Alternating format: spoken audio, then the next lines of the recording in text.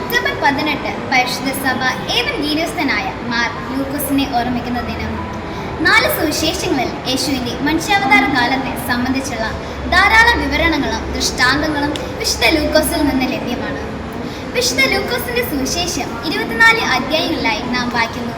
സെക്രിയ പുരോഹിതന് ലഭിച്ച വെളിപാട് മുതൽ ഉയർപ്പിന് ശേഷം യേശു ശിഷ്യന്മാർക്ക് മുമ്പിൽ വിവിധ സ്ഥലങ്ങളിൽ വെച്ച് വെളിപ്പെടുന്ന സന്ദർഭങ്ങൾ വരെ നമുക്ക് വായിക്കാൻ സാധിക്കും. വിശുദ്ധ ലൂക്കോസ് ഒരു വൈദ്യനായിരുന്നു. ഇദ്ദേഹം ക്രിസ്തുവിനെ നേരിട്ട് കണ്ടിട്ടില്ലെന്നും ക്രിസ്തുവിന്റെ മരണശേഷം ക്രിസ്തുവിൽ വിശ്വസിച്ച ഒരു വ്യക്തിയാണെന്നും ചരിത്രത്തിൽ നിന്ന് നമുക്ക് മനസ്സിലാക്കാം.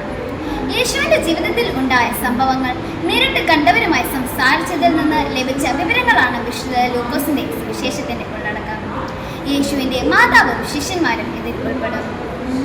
പുതിയ നിയമത്തിന്റെ അപ്പോസ്തല പ്രവർത്തികളുടെ രചയിതാവ് വിശുദ്ധ ലൂക്കോസാണ്. പൗലോസിന്റെ മിഷനറി യാത്രയിൽ അനുയായികളിൽ ഒരാളാണ് വിശുദ്ധ ലൂക്കോസ്. 2 തീമോഥെയോസ് 4 അധ്യായം 11 വാക്യത്തിൽ പൗലോസ് വിശുദ്ധ ലൂക്കോസിനെ പരാമർശിക്കുന്നുണ്ട്. യേശുവിന്റെ മനുഷ്യാവതാര കാലത്തെ നമുക്ക് മുന്നിൽ ശ്രേഷ്ഠമായി അവതരിപ്പിച്ച വിശുദ്ധ ലൂക്കോസിന്റെ പ്രാർത്ഥന നമുക്ക് കോട്ടയായിരിക്കട്ടെ.